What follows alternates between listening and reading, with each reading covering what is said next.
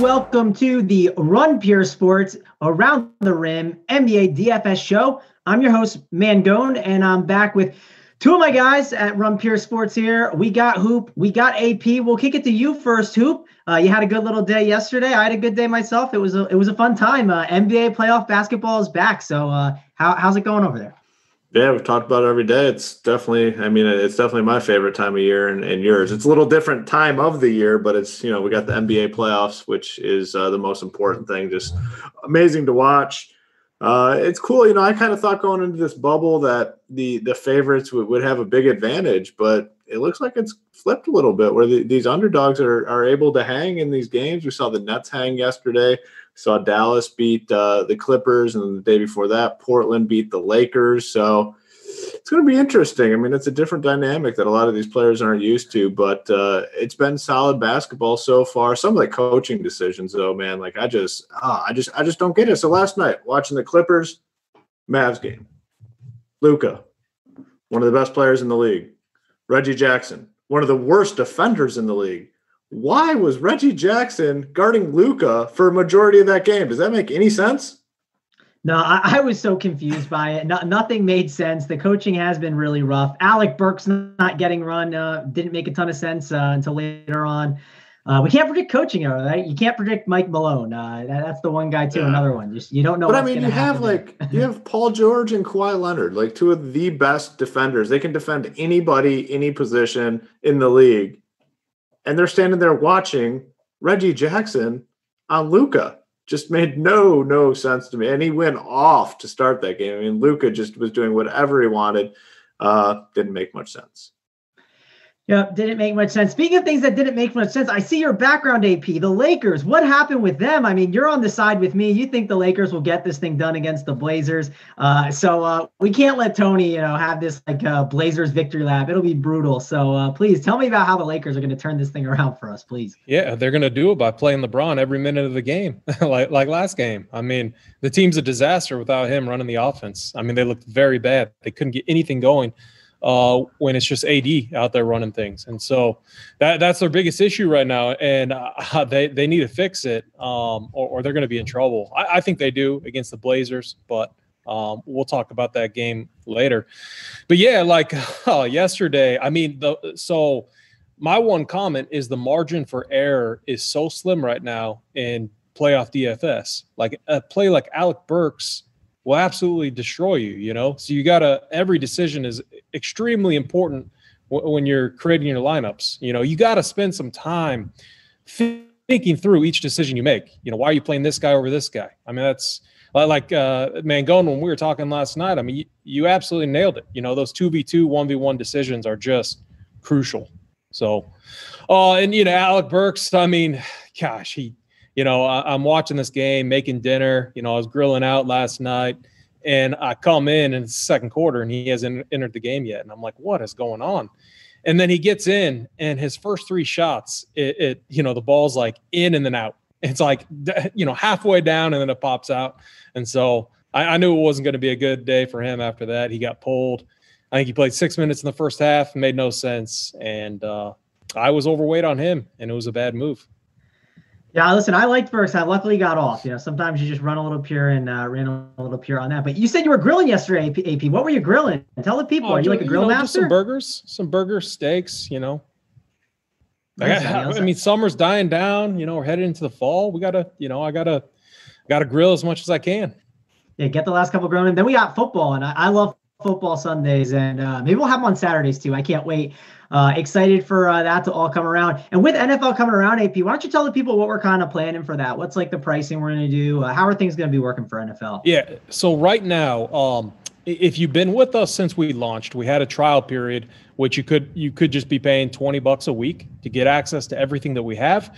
Or you paid a lump sum price that covered you for 3 months. It was $120 when we initially started.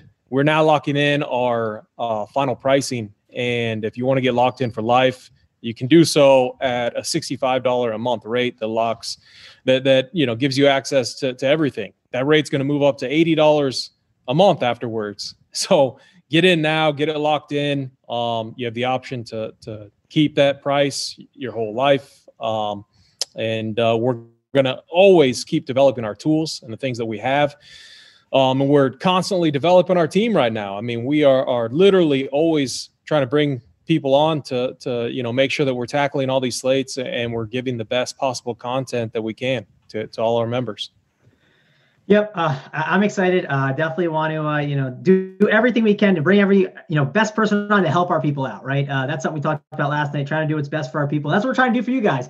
And we're going to try and do that here and try and give you our best stuff. So let's dive in. Let's talk about these games. And we might get some news while we're on this show. One of the more important things I think on this slate is what's going to happen with this Pacers game, because Oladipo I know is questionable. If one of you guys maybe know something that I don't, let me know. But Oladipo is questionable for this game. If he doesn't play, that'll just shake up the entire slate. But we'll talk about the Heat. We'll talk about the Pacers, and we'll go to you, Hoop. How are you handling this Oladipo news? Well, it kind of dictates the entire slate. I mean, if he's out, we're going to have some guys that kind of shift over to lock type plays. I already like Brogdon, even if Oladipo's in. I mean, Brogdon's just playing a ton of minutes right now. And he will continue to play a ton of minutes. But then, if Oladipo's out, Aaron Holiday becomes a great value play. We can take a look at Justin Holiday.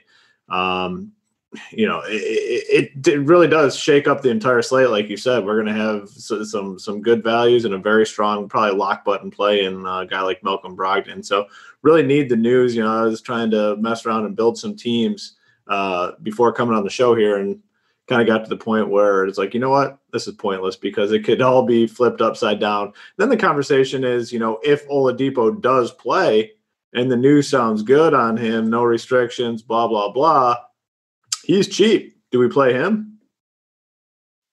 Yeah, I mean, it is going to be interesting because if he is in FanDuel specifically, he's got a really nice price. Definitely something that you have to look at. AP, how about you? How are you handling this Pacers news? I know you're working on the playbook. I'm sure you've gone through the scenarios, the if-thens and whatnot. So how are you handling this big Pacers news? Yeah, I mean, he looked like he was in pain when he went down the other day. I mean, and so my concern is if he plays, what's it going to take for that same scenario to happen? A bump to the knee? I mean, it's basketball. These guys are bumping knees all the time. If he plays, I'm not going to play him. I think we have many other options on the slate. I don't want to take that risk because they're going to be, cautious with him for sure. Here's the thing, in this game, I'm looking at minutes. Brogdon, he played 39. TJ Warren played 38. These guys are going to play massive minutes. I think the rotation gets a little bit tricky outside of that. If Depot misses, then yeah, guys like Sumner, Justin Holiday, those guys are going to get bumps for sure. But honestly, I would just be more interested on the surface with a guy like Malcolm Brogdon. But I got a lot of interest in the other side of this game too. So talk about the other side, AP, because I'll admit, I kind of looked at this game and, we obviously can, play guys later in the day too. And I was I don't know if I need to jam in guys from this game. I think it's a good game though. It's not my favorite, but yeah, tell me about that other side. Cause I think there's some good plays, but I don't know for sure what I'm doing in cash with this Heat side. Minutes are king right now. They really are. You gotta, when you're building your lineup, you got to make sure you're locking in guys that are getting big minutes. Jimmy Butler, Draftkings did nothing to his price. He's 7.9K, continues to smash. He racks up all the peripheral stats, and he's playing heavy minutes. He led his team with 37. Goran Dragic, got the start last game, played 34. We rarely see, Dragic play 30-plus minutes. But they like him in this matchup. Spoelstra's playing him. I don't hate him at all at his current price. He's the one guy on the Heat side that DraftKings priced up. I believe he was under 5K, and now he's 5.9K right now. But still, I think he's just a tad bit too cheap. But I gotta say, the two guys on this side that I have the most interest in is Jimmy Butler and Bam Adebayo. DraftKings did nothing to Bam's price, even after the big game that he had. He put up 46 points, DraftKings points. He was close to a triple-double. He missed it by 4 assists. He had 3 blocks. I mean, this dude, for a big guy, his triple-double upside, 7.5K in a smash spot again against the Pacers, and he saw no price bump. And he played 35 minutes last game against the Pacers. So there's a lot of decisions to be made on this slate. it comes down to, like 2 days ago when we had these 4 teams on, where if the studs don't absolutely crush, we're going to see, the route, that you want to take being jamming in some of these guys that could get you 48 to 55. And so, I don't know exactly how I'm going to tackle it yet. Like, I don't know if I want to play 2 of these guys and run it back with Brogdon, because if I do that, I don't know if I'm going to be able to fit in any of these studs. So it's going to be really interesting from a roster construction standpoint. But I know for a fact that I have a lot of interest in Dragic, Butler, Bam, and even Duncan Robinson at 3.9K. And I don't hate like a full stack, like a full Miami stack, and maybe bring it back with one Pacers guy, depending on the news there. Yeah, I mean, AP, you brought up some like really great points all throughout. Like, you kept mentioning things that I wanted to talk about. Like, for instance, like that mid-tier build today, like the real decision is, do you want to pay up for like, 2 studs, or do you want to maybe pay 1 stud and then play a bunch of mid-tier guys? There's like 2 different routes that you can go that I think are both really strong. And you talked about there's some risk, right? There's a lot of guys from like that, like 4K to 5K range and a little bit in the 3K range that you can take a risk on. But how many do you want to risk? How many do you want to try and like, roll the dice with that could easily sink your lineup? So ultimately there's so much to talk about here. Another thing to talk about too is like guys that might get in the rotation and might not. Duncan Robinson, he's a starter, but Tyler Herro saw the run because he got hot. Will it be Andre Iguodala this time? There's so much to talk about on this Heat side, Hoop. Let's go over to you. One thing that AP mentioned was Goran Dragic's price was 4.4K.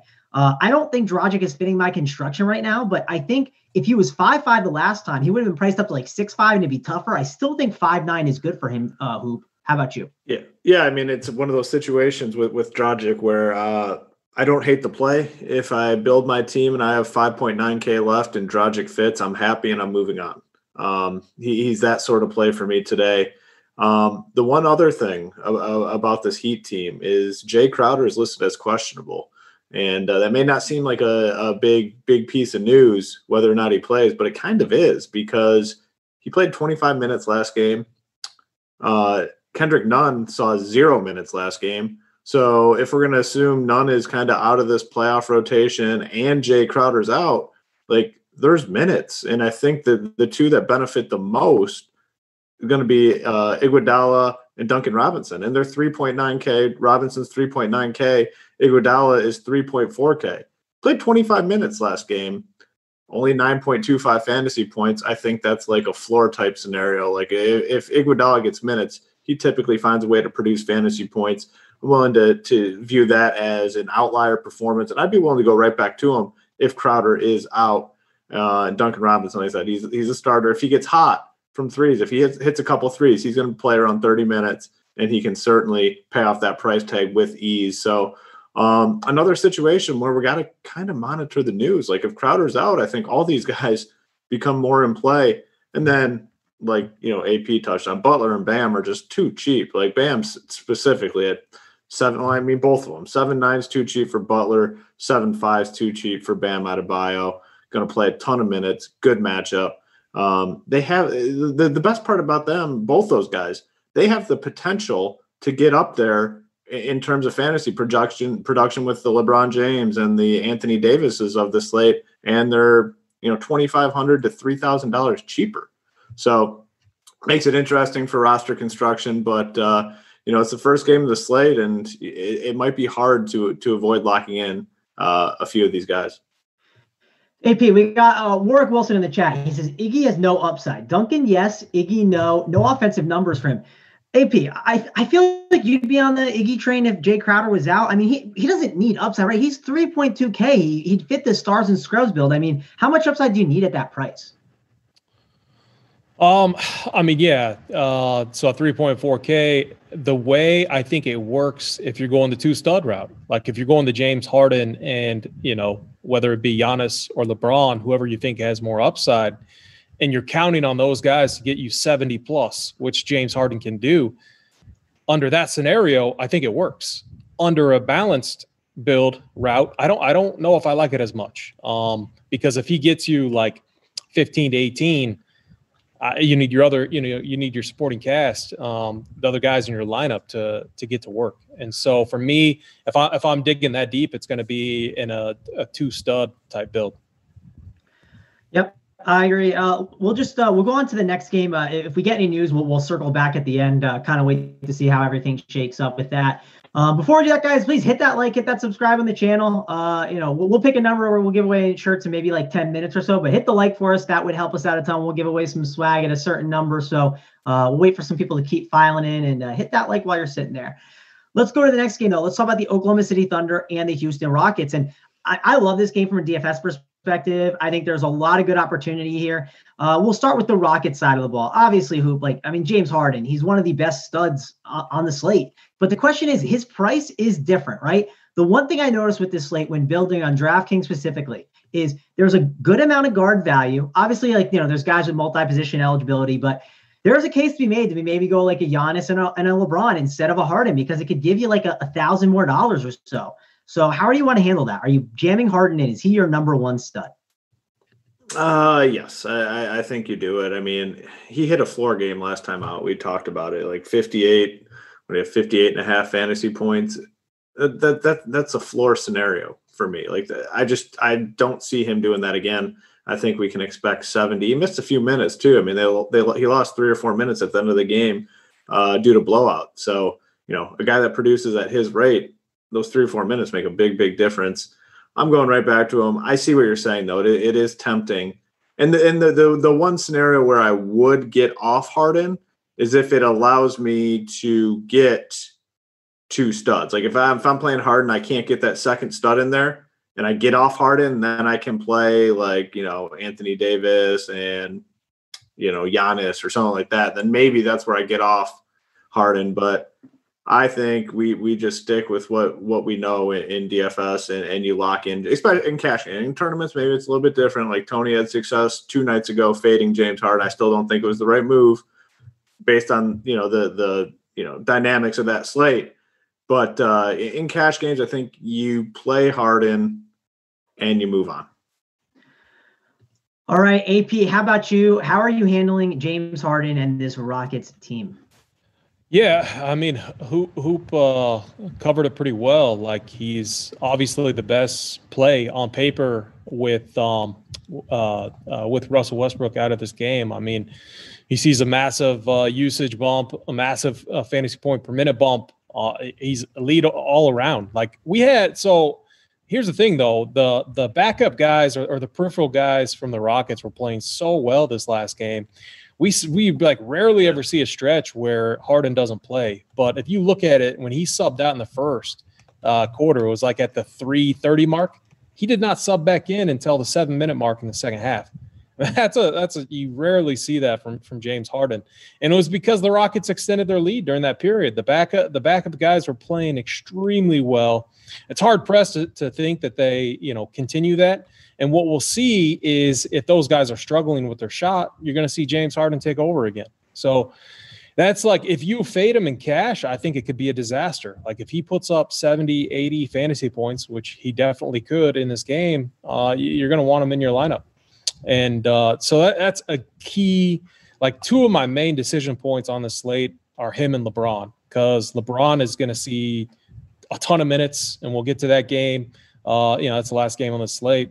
And then James Harden, honestly, and you could throw Giannis into the mix as well. Those 3 guys are going to be 3 huge decision points on this slate. And I think you have to rank Harden number 1 because of his upside and the situation. But I will say, despite the score and what it was, 123 to 108, these teams were both giving max effort on the defensive end of the ball. Like Dennis Schroeder was playing such good defense in that second unit, and he was, one-on-one with James Harden, and he was giving him fits.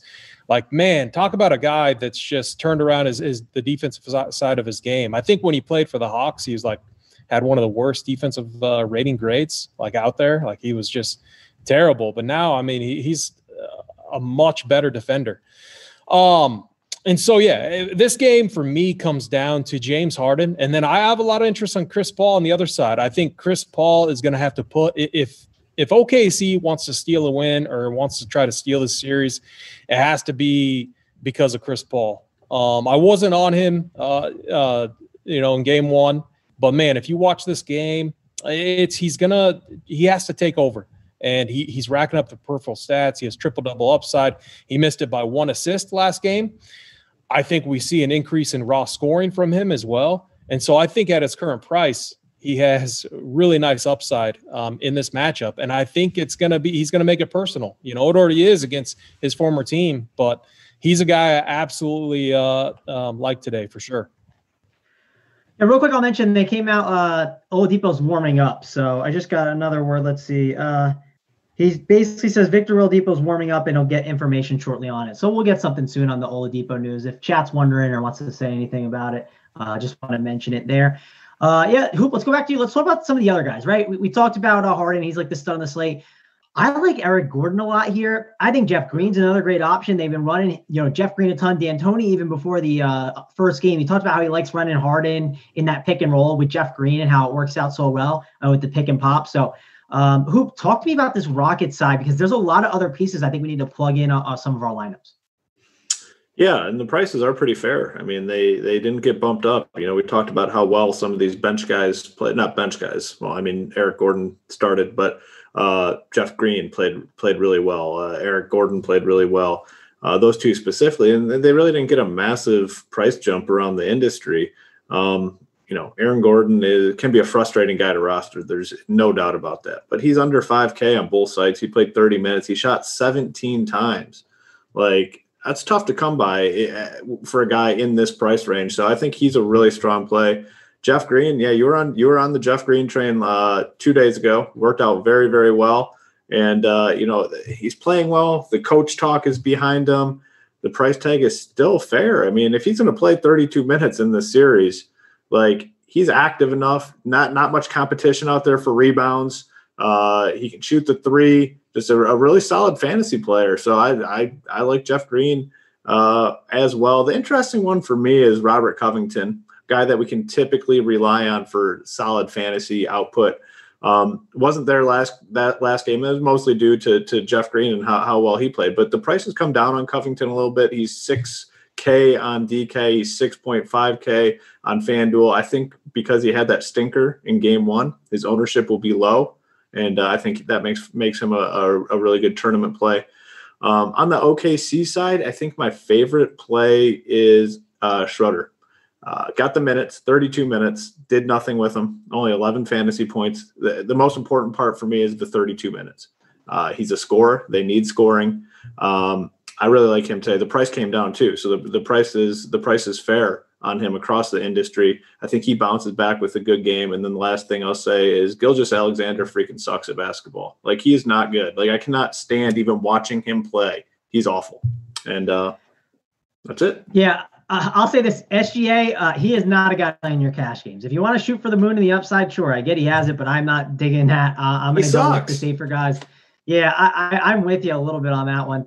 I'll say this, so Dennis Schroeder, I love him in this spot. I think he's a really good play. I'm hoping I get him on my lineup if he fits my construction. Obviously, it's not easy, but if I was playing tournaments, he'd be a guy I'd probably be wanting to get in there because I think he'll bounce back, and he has a really nice ceiling at that price. He has a lot of downside. I played him over on FanDuel the first day, mainly because he just kind of fell on a build that I liked, and man, everything hit but him, and he was so low owned. So he disappointed me, but it was encouraging to see him out there on Harden, just like AP said. Someone asked a question too, AP, and I want to go back to you and talk about the OKC side. They said, do you think Schroeder cuts into Chris Paul's minutes? I would say no. I think that Schroeder just gets the minutes from some of the other guys, correct? Yeah. No, yeah, not at all. We're going to see a tighter rotation. And here's the other thing is I think in tournaments, I think you stack up Chris Paul, Dennis Schroeder, and Gallinari. And I don't even think you have to necessarily run it back with anyone. You could stack them with the Heat guys and take a balanced approach and get ultra contrarian. But honestly, what we see, I don't think the Rockets are going to sweep this series. I think they're going to lose at least 1 or 2 games. And I think this is an ideal spot for the Thunder to battle back and get a W today. And they're going to do it on the hands of Chris Paul, Dennis Schroeder, who, man, he was afraid to shoot last game. I don't get it. I mean, he's usually a main scoring option off the bench and then sees extended minutes. And I love going back to guys in spots like that because a lot of people typically avoid it. He put up 11, and I guarantee he's going to be much lower owned today than he was the other day. Yeah, I think the one problem with Schroeder is probably maybe he didn't have the legs, right? He came back from quarantine. He was guarding James Harden right out the gate. He even airballed the shot, like really bad. It was ugly, his shot, but I'm okay going back to him. We didn't talk too much, unless I missed it, about Steven Adams. His price drop was massive. I mean, he dropped down $800. Hoop, talk to me about that. Like, is he a guy that's a must now in cash games? How are you handling him at the center position? Strong value. I mean, calling him a must is kind of tough because there's other guys at the position that I do like that we'll talk about. But 28 minutes, 36 fantasy points. When he's out there, he should absolutely dominate the rebounding. Going against PJ Tucker or even Jeff Green, whoever it is, he should dominate defensive rebounding, offensive rebounding. He's by far will be the biggest guy on the court whenever he's out there. So I think he is a very strong value play. There's other guys at center that I do like that we'll talk about. But it's just a really good price tag for him. There's no doubt about that. Strong play. All right, AP, one last thought I want to ask you before we kind of sew a button on this and move on. Eric Gordon, what about him? I mean, I don't think we gave him enough justice unless someone said it and I missed it. He's such a good play today. I think the shots he put up is incredible. Is he someone that you're getting in your tournaments or cash game lineups? Yeah, I mean, I got him on my value list for sure. And he put up 17 shots in 30 minutes. He's going to be a key piece when Harden gets a little bit of rest to look to for scoring. But honestly, like the wings and the shooters on the Rockets side, I think could be a little volatile in this series. Like one thing that was very impressive with what the Rockets were doing is they were passing the ball. Like they were so good at passing the ball, almost too good that it hurt Harden's stat line. And so you could we could see Daniel House have like an Eric Gordon type of game today. But I think between the two, Eric Gordon historically has been the better shooter.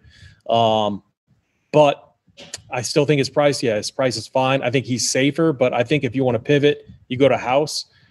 Or even like a guy like McLemore can always come in, and if he hits shots, D'Antoni is going to give him some extra run. So I would just pick and choose my spots. I'm not going all in on a guy like Gordon or House, but I think he's a solid value option for sure. All right, and AP mentioned like Eric Gordon being one of his value guys. It's a lot of our value guys, and if you're wondering like, what is the value guy? Where can I find that? That's in our tiers section. We have, just to kind of break down our NBA content and give you guys an idea of what we have. One of that is our tiers, and you can find like if you're show up to the show and you're like, where's Big T? Where's JSU? Well, you can check out their content under the tier section, right? JSU's tiers are up right now. You can just go over to Run Pure Sports, subscribe, and check out who he's got, who his favorite stud is, his favorite mid-range, his value, the guy who's going to break the slate, the game he wants to target. And then he'll give you his favorite pivots too from each one of those. He'll also give you his player that he's going to fade and the game that he would look to fade. So we have that. We also have our core plays where you can get JSU's core plays, the guys that he's going to play in his lineup, where he's won 100K so many times. You can get Hoop's core plays, my core plays, tons of awesome stuff. And the playbook that AP puts together is awesome as well. He gives a little bit of commentary. Then they give some of the players that you can take your core plays and then look at the playbook and help you kind of build out your lineup. It's a great, awesome piece of content over here at Run Pure Sports. And if you're looking for any of our work, like any kind of stuff, if you like to follow AP, you can find out what he's doing every single day. Hoop, JSU, me, Big T, Ryan, Coop, so many of us over there. So check that out, guys. Let's give a little bit of check though, Hoop. What are we thinking? Look at the people. We got like almost 400 watching. We're at 382. We got 103 likes. So Hoop, we got some work to do in 30 minutes. How many likes do we need? Hoop, you're on mute. You're on mute over there. The answer is 200. Oh, man. All right. So 200 likes, guys. So listen, we're at 113 right now. We're not giving away like that. We're not giving away the cotton swag. We're giving away the good stuff, right? I got the Run Pure Bet shirt on right now. This stuff is great. Love wearing it. It's awesome stuff. And you guys got to hit those likes and then we'll give them away for free. And you'll get it really soon. That's the other thing. Big T said he's making that trip to Costco. He said, I'm making it on Friday. Or not Costco. Why did I say Costco? He's making a trip to FedEx. I think because Costco and FedEx are right next to each other near me. So, he's making his trip to FedEx. We need 80 likes to do that. So let's make Big T head to FedEx. AP, let's talk about the next game, and let's head on over to you. We got Magic, we got the Bucks, and again, another stud to talk about. We gotta talk about Giannis. How are you handling him, and how are you handling some of these Bucks? Because I think there's some pretty decent price tags around the industry on some of these guys. Yeah, what a game one. I mean, who would have predicted that the Magic would have came out and stole that game? I mean, it was almost like in my notes, I wrote it up, like it was like the Magic came out, landed a haymaker, and the Bucks never recovered. They looked flat. They had no energy. You saw Coach Bud try to mix it up with different rotations. I mean, the rotations we saw, it was like Coach Bud was doing everything that he could to try and to change and get some matchups. But like Middleton, his shot wasn't going down. I think it was one of those crazy random games where one team came out way more focused, way more motivated than the other team. And the other team just let their guard down and they got absolutely rolled. I see the flip side happening today. Like if I'm betting, I would go right back to the Bucks. I think they come out and absolutely smash this team. But there's, from a pricing standpoint and fitting, some of these Magic guys in, DK did nothing to their prices. Fultz is still cheap. Fournier is still cheap. James Ennis is still cheap. Aaron Gordon is questionable. If he plays, a guy like Gary Clark is still cheap, min price. Terrence Ross is still cheap. And then you got Vucevic. Vucevic basically was one of the top scorers on the slate last time, and he probably had like the best game of his life. I don't think he can have that type of game back-to-back. I don't know what you guys think, but I would bet on him not having that type of game. Like this Bucks team was the number one defensive rated team in the league, like all season. So like I failed to believe that they just come out and look flat again. Like I just can't see how that happens. I think Giannis comes out, makes a statement early. And so, like, for me, it almost could bring some blowout risk into play here. Like, as crazy as that sounds, like, I think a lot of people, might think, like, maybe the Magic have a chance, but I do not think that they do. So a few plays I like Giannis. As I said, I got to decide between Braun, Giannis, and Harden and what path I want to go down. But Giannis is in the discussion for sure, because if they want to come out and win, it's going to be, he's going to have a big say in that. Brook Lopez, awesome bounce back spot. Him and Schroeder, both are in similar spots. It just was an awkward game from Lopez. He just did not get anything going. His threes weren't dropping, but his price did drop. I don't mind going back to him because I do think that they'll need him in that game, to keep Vucevic in check. And then Middleton too, he's 7.2K. He's like right in that spot to where, like, if you're going a balanced route where he could be a sneaky guy that, gets you like 45, 46 plus, that could be enough to make a balanced lineup construction work. So for me, I'm going to pick and choose my spots on the Magic side on the value end of things. If Aaron Gordon plays, I'm going to reduce all of those guys just a little bit. If he misses, I'm going to give them slight upgrades again. And then I got some tough decisions between Giannis, Braun, Harden, or if I want to go the double stud route. I'll have that in my core plays, though, what my main squad is for sure. But I'm undecided at this moment. Maybe you guys can talk me into something. We'll definitely have to. Speaking of undecided, Jay Crowder, he just got ruled questionable, still questionable. So we'll wait on that, I guess, guys. If we don't get it by the time this show ends, you'll have to check it out in the Discord chat. Head on over there. If you subscribe to Armchair Sports, you can get in on the Discord, and we'll be talking about how things change. You can ask us, hey, what does this change now? We'll give you our advice in there. Yeah, so one thing that you mentioned too, AP, I wanted to say was, hey, Vucevic, if you play him, like, let's say you think it's a big Vucevic game, you got to run it back with a guy like a Giannis or an Eric Bledsoe, right? Like, is that something you definitely do in your lineups if you're playing a guy that's like a dog, it's like one of the big stars against a team like the Bucks, AP? Yeah, for sure. I just, it just seems like the best game of his season. 30, what do you have? 35-14-4 line. Like, it's just incredible from him. He's going to, if the Magic want to win again today, he's going to have that exact same line. And I think that if I was betting this game, I would bet on the Bucks to absolutely smash. Yep, I do think the Bucks come out, make a pretty big statement. We'll head on over to you, Hoop. The Magic value, right? It did you well. It did me well. And there's still some value here left. And the big thing on this slate, and one reason why I'm debating on kind of You obviously can't backload for every game, right? Because this is the 6 o'clock game and you might not even have the news on Aaron Gordon in time, but there's some good value that could be lurking here. If Aaron Gordon is out, you're going to have a guy like Gary Clark. He's 3.3K over on DraftKings. And he didn't really get a massive price adjustment. James Ennis at 4K with Aaron Gordon now. I mean, that's still a pretty good price against this fast-paced Bucks team. The problem is if you fade those first 2 games and try and use that value, the other value is like Danny Green and JaVale McGee. I mean, it's a rough go over there. So try and figure out this value for me. How are we handling it on the Orlando side? Yeah, it's an interesting spot, and I kind of agree with AP in the fact that I think the Bucks come out and smash here, and that makes me a little cautious about going too overboard on some of these plays.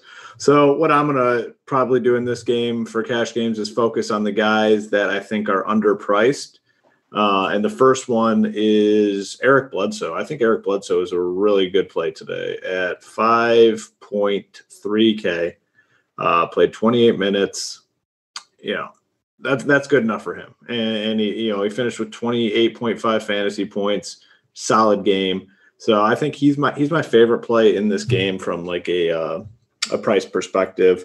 Another guy I think is too cheap that the minute should be stable is Fultz at 4.5K. Had a solid game 1. He played 29 minutes, finished with 27 fantasy points. All those Magic guys kind of got it done, like you said. So I still like him, even in a blowout. I think he can find his way in this game. I don't think I'm going to be playing much Giannis. I prefer all the other studs over him, just for the main reason that it just scares me here. I mean, they got work game 1. I just think they come out and just lay it to the Magic here. So I'm going to be pretty cautious. I mean, I'll still have some interest in the value plays, like you said, if Aaron Gordon is indeed ruled out. But the problem is you sit around and wait for that news, and then he plays, and you're probably screwed. So it makes it very hard from a roster construction standpoint. So like I said, I'm going to focus on the guys that I don't necessarily need any news on, and that's Bledsoe, Fultz, and I agree with Brook Lopez too. I'm fine going right back to Brook Lopez. That was just a weird game for him.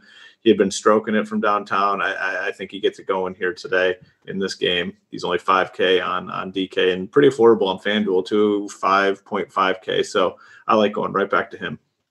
Yeah, I like the call on those 3, Fultz and Bledsoe in particular. You didn't mention DJ Augustine. Is there any love for him, Hoop? I mean, the price is still really cheap, and his usage on that second unit's pretty good. I mean, he's 4.3K. I still think he's kind of in play. You worry about the blowout a bit, it sounds like, though. Yeah, but I mean, that's fine. I mean, a blowout, he'd be out there playing. So he would probably be my next in line guy here. That doesn't really need any news to break in his way that you could potentially play. All right, AP, I do want to ask you, I mean, I don't know if it's more of a tournament play. I consider him a bit in cash because, again, if you're doing the stars and scrubs route, I think it's interesting. And someone in the chat was asking about it as well. It was Gary. He's asking, are we fading George Hill? Because I don't think he's a terrible play because he's one of those guys where he's an experienced player. And I think they want to have those experienced players out there getting run. He played 28 minutes. What's your thought on that one, AP? Yeah, they gave him more minutes. And expanded his rotation. So like at 4K, I don't hate it. He's a good shooter. Again, I think I'd rather him, I think I'd rather play him if he was in the 3Ks. I know it's like a weird decision, but like if he was like 3.7, 3.8, I think he would just feel a little bit better than being at 4K. I know it's only, $200, $300 difference, but the other thing is like minutes wise, I mean, he saw almost 27. Like we could see a scenario where if they come out and just absolutely smash him, they're not going to extend him in the second half. He would be a guy that gets some rest down the stretch, because they're going to want to keep him healthy for later series.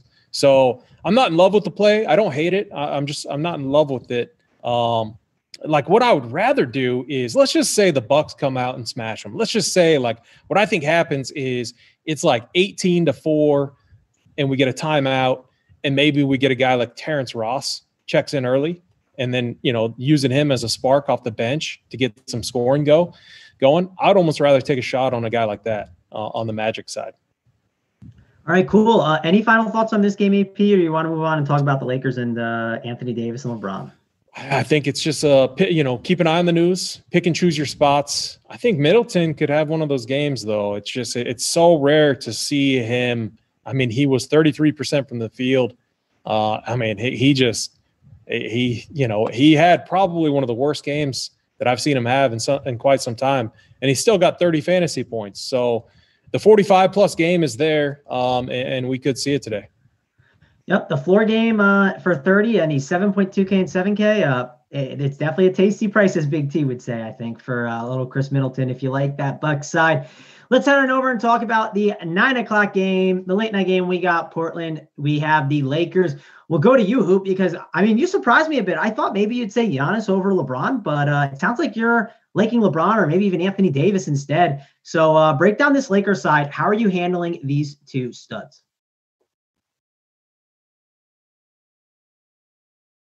I gotta stop using this little mute button. I'm not very good at unmuting.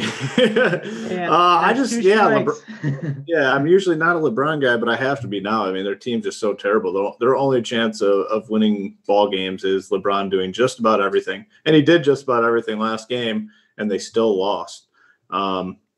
Big performance, 41 minutes. He's going to have to continue to do that. Anthony Davis cannot create and score for himself.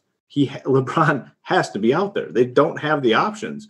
I think he's a really, really good play today. It's tough though because he's up there now. I mean, he's 10-9 on DK, and he's 10-5 on FanDuel, which is a better price tag. But shooting guard or small forward has some of the best value on the slate, so it makes it tough to play him even on FanDuel. So in tournaments, I'd definitely be finding a way to get to LeBron James no matter what. He's just a really, really good play. They just don't. I mean, their supporting cast is so bad, and that's why I'm just low on the Lakers. Like there's no way he's going to be able to carry this team all the way through the playoffs. There's just no way. Too many games, too short of a time span. Like I'm just not high. I mean, yeah, they might get through this round, but I can't see him going the distance just for that reason. But today he makes for a phenomenal tournament or phenomenal fantasy play. They lost game one. They're going to do everything in their power to win game two. He played 41 minutes last game. That could go up this game. So really, really good play. Anthony Davis is a good play. I mean, specifically on FanDuel where you have to play two power forwards. Power forward position pretty weak over there, so I think he'll be a very popular, strong play. Just hard to get behind anyone else. Like Danny Green was a guy that a lot of people played. He only played 24 minutes, 15 fantasy points. The floor is just so low.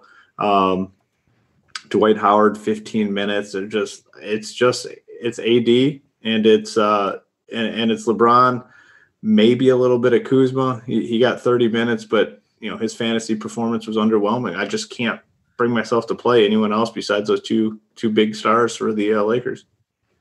Yeah, and listen, I got to call someone out in chat. Mr. Min Hall, you can't tell me that LeBron, 23 points is not a big performance. The dude dropped 23, 16, and 17. I mean, as Big T would say, do better, Min Hall. Come on, man. Like that's absurd. LeBron had a great game. Do not disrespect that man. Let's go to AP, though, because look at his background. He's got AD. He's got LeBron there. We got to get his take on which guy he likes more. Is he stacking both of them up? You guys know who the difference maker in this game was in game one, right? Who was it? Tell me. It was Hassan Whiteside, man. This dude comes in, has 5 blocks. They run out a big man lineup to match up with the Lakers, which made a ton of sense, moving Nurkic to the 4, Whiteside to the 5. This dude has 5 blocks. 2 of them were key down the stretch that led to some huge transition buckets that just shifted all the dynamics of this game. Like I think Whiteside on the Blazers side, because let me start with the Blazers side, because I think this is one of the easier games to break down. If you just look at everything, I think there's a lot of things that just make sense.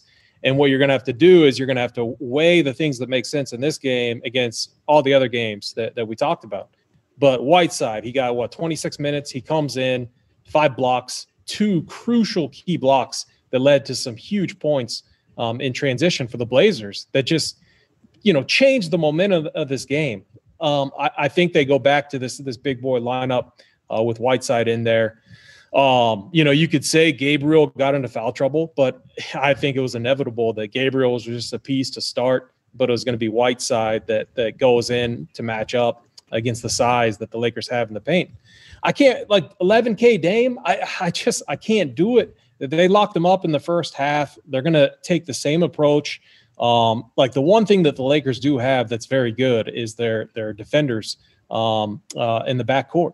Like they can match up with Lillard. They've like CJ McCollum. If you look at every game this year, has never had a good game against this Lakers team. So for me, just like what we mentioned in the showdown playbook that we did, it forces the ball to Carmelo Anthony, which is what we saw last game. Melo had a phenomenal game. I don't hate him. I believe he got a little bit of his price is basically the same. He got a $100 price bump. Nurkic is up there. We saw him go off in the first half, but then they started playing this Whiteside Nurkic lineup, and it just, it kind of limited Nurkic in the second half. So for me, I like Whiteside in tournaments on their side. I'll have a few shares of Carmelo, and that's kind of where I'm at. Gary Trent, from a matchup perspective, I don't like him as much in this game. They preferred the size. Terry Stotts preferred the size on the court and prioritized getting rebounds to limit the Lakers, because the Lakers are just struggling offensively. So the more rebounds you can get against this team, the better off you're going to do. And that was kind of the recipe for success that they had. On the Lakers side, it comes down to LeBron James and Anthony Davis. I don't know if I can play anyone else, because those two are going to have to play all the minutes that they can handle. They absorb all the usage on their team. Like if you play one of these guards, like a Danny Green, Caldwell Pope, Caruso, Kuzma, you're going to have to pick and choose which one's going to, have the better shot for that game. And they might, even if their shots going down, they might only get you 20 to 23 fantasy points. So for me, I think LeBron James is a very elite play. I think the Lakers even the series up tonight, and I think LeBron James is going to have to play 42 minutes, and he's going to have another triple-double and another big game. And honestly, I think a very contrarian approach to the slate is if you play LeBron James and Anthony Davis, I think both of them need big games for them to win. I think that's going to be a very contrarian approach, and I think it definitely could work. All right, real quick before we go over to Hoop, guys, we need 42 likes to get you that free swag, right? And we're going to give away some swag out, but we got to 42. We need 42 more to get to 200. And Big T said the shipments get a little lower, so and he doesn't want to really, be packaging all those up, so you got to really earn it. So hit that like button for us. We'd appreciate it. We'll go to you, though, Hoop. Man, AP mentioned it. Whiteside, listen, he's cheap enough where if you tell me he's going to get those minutes, I want him. But was it an outlier? How are you handling some of these Lakers cheap guys? The Portland side, there's still a lot to talk about here, so break it down for me. Yeah, just it's kind of tough with this team on DK specifically, because the price tags, like $11K for Lillard, $9K for Nurkic, where $1,500 more you can get up to another stud. McCollum's close to $8K. Carmelo Anthony, I think, is interesting at 5'9". He played 36 minutes. They clearly need him out there. The production's been good. Whiteside is the interesting one, and I kind of agree with AP. I think he's in play here a little bit. They played him and Nurkic played side by side for 11 minutes last game, and that doesn't seem like a lot, but it is, because he's the backup center and he's able to play side by side with the starter. So I think his minutes are kind of secure. If you tell me he's going to play 25 minutes, he's a great value play. So, that's definitely got to consider. In tournaments, he's really cheap on FanDuel. He's 4.5K on FanDuel, where I think he's interesting there as well, just because his ability to, rack up those blocks so quickly. But it's a team that I won't have a lot of exposure to on DK because of the price tags. On FanDuel, I don't think I'm going to have much exposure either. But, this game, it's pretty clear. It's all about Anthony Davis and LeBron James. And I agree with AP. In tournaments, I'd be fine playing both of them because they both need massive games for this team to win. Yeah, the one thing I'll mention about Whiteside, too, is if you think like, it was a complete, outlier, that was just one game. He did against Memphis when Zach Collins got hurt. He did go out there, and he was playing minutes side by side with Nurkic. So that was something they did. I wouldn't be surprised they do it again, but I wonder, do the Lakers counter back, right? Do they counter with going Anthony Davis at the 5 and then Kuzma at the 4? AP, is that something you're thinking with the starting lineups? I hate trying to play the predicting starting lineup game, But do you think that's some small ball route that they might go with, and that could change some things up for the Blazers side? I think that's a good mention. And yeah, you could see it, like they struggled to score the ball, and you get Kuzma in there. I think that could make a lot of sense over like a McGee or Dwight Howard. And if that happens, what I was going to say, my final note was Brook Lopez and Hassan Whiteside are basically the same price. Lopez is going to be the safer option of the two. I'm talking like more of a tournament play with upside is where you go with a guy like Whiteside. But I don't know, like even if like that combo looked pretty good out there. Like Nurkic is very mobile. He's able to get out to the wing easily. He can hit threes. And so even if they counter, I could see that duo doing extremely well because Whiteside was in there just racking up blocks. Like the Lakers could not take anything to the rim, which is what they want to do with LeBron and some of their guys. They're forcing kind of these long jumpers or these fadeaways from AD, which are going to be inefficient shots. So yeah, I mean, even if they counter, like you could just see Stotts run with it, and as long as it's working. If it's not working, then yeah, then they'll adjust, and we'd see more like Gary Trent probably and Nurkic. But I mean, the other thing is, who do they have? Like I think Gabriel. I don't think he's a finish down the stretch piece on that side. I think it's Whiteside. I think it's Gary Trent along with the other starting four there. Yeah, you did mention Gary Trent. I wanted to ask who we're looking for some value on this slate. I know you liked Gary Trent the game before, and he didn't really do much. It was a struggle, but he got the minutes. Yeah. Is there any reason to go back to Gary Trent here? Yeah, just where he's cheap. I mean, played the minutes, and then at that price tag, that's what you want, a guy to be out there getting the minutes, getting the opportunities. He just did absolutely nothing with it, unfortunately. But I'd be willing to go back. Not a core play type guy, but somebody I'd mix in for sure. More so in tournaments, just because of the volatility. All right. Let's talk about the studs before we kind of get on out of here, guys. You also got to get 30 more likes, guys. 30 likes, and then we'll give away some free swag. But let's kind of break down the studs then. I mean, it's tough to make that decision. AP, I'll go to you. I guess between the four, we'll add Anthony Davis in the conversation as well, between Harden, LeBron, Giannis, AD. How do you rank them on this slate?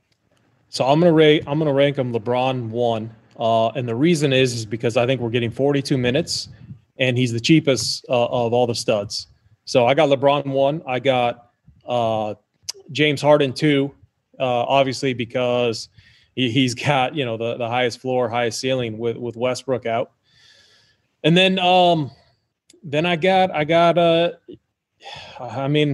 probably Giannis, but I think AD has a big game too. I think we're gonna see like a LeBron 70, AD 65 type of. I think LeBron triple double, AD big double double with like 5 blocks and steals.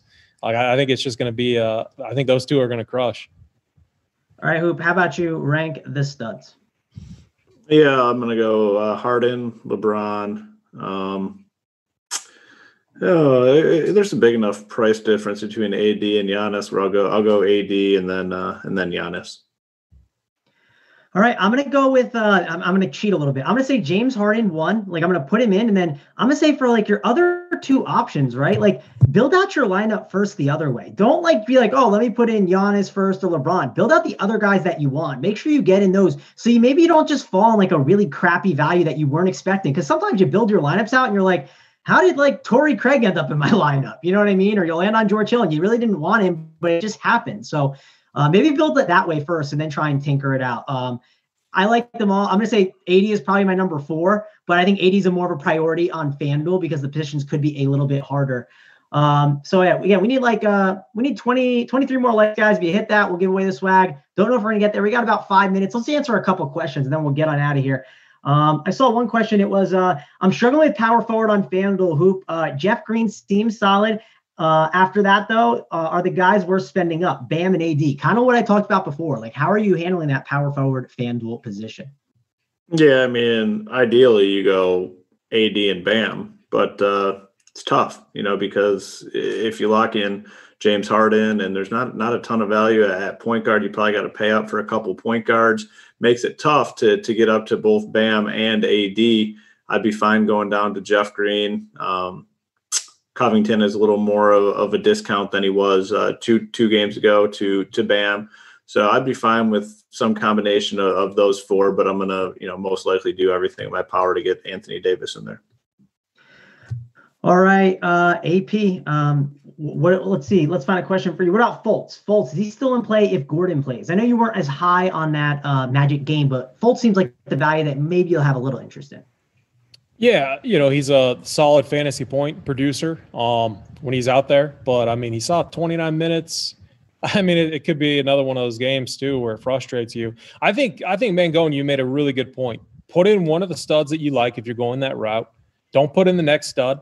Whoever you're prioritizing number one, start to build out your lineup and see where you get to. I think that's going to be huge.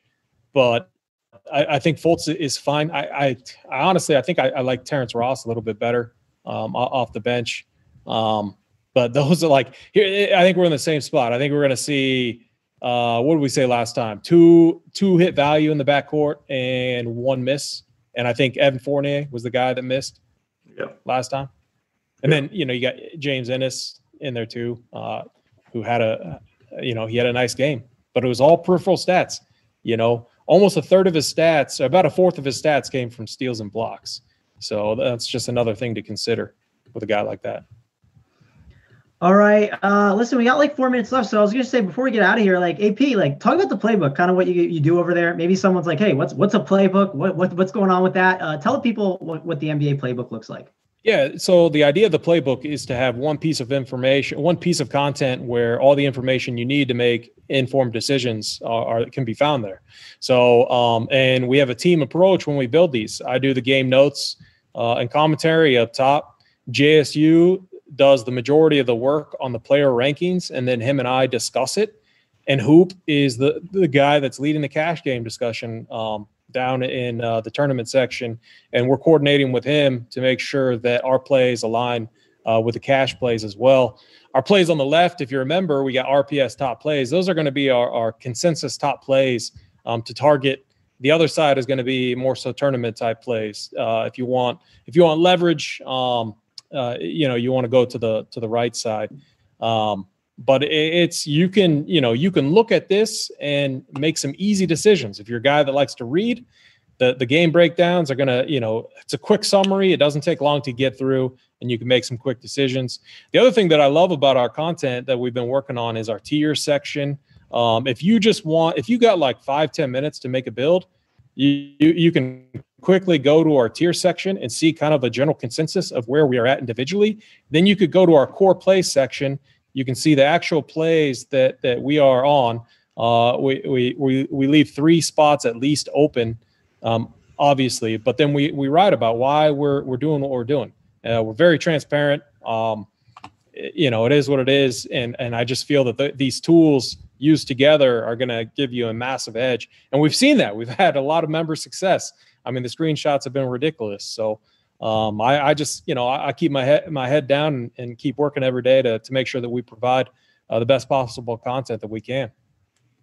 Yeah, and I mean, speaking of the transparency, I was sitting there doing the baseball cores last night, and if you got to get in the Discord chat, guys, because I put my core plays out and I update them right when I can, but at 6:40, I was like, hey, I'm off this Washington game in cash. I'm not playing it. I'm not risking this at all. It's a bad idea to play it. And then what happened? It got PPD'd literally 15 minutes after lock. So all those people that followed that, they got off, and the people who stayed on, there was Jan Gomes was 25% on. There were tons of zeros throughout the lineup. So yeah, that's something. Get in that Discord chat, guys. It's got tons of awesome stuff, and we'll notify you to be as transparent as possible. I changed one of my golf core plays, and I put it in the chat, right? I said the other guy I liked, Answer. I think he was fine. He was safe, but I want to shoot for a little more upside with Victor Hovland. So I went with that as one of my other guys there. Hoop, wrap up the slate for me. We got a minute before we get out of here. Summarize it for us. Yeah, just got news that Oladipo is available for the game today. So that Pacers value that we kind of touched on is kind of out the window. I still like Brogdon though quite a bit. He's going to play a ton of minutes here, but we lose out on potentially Sumner, Holiday, or both Holidays.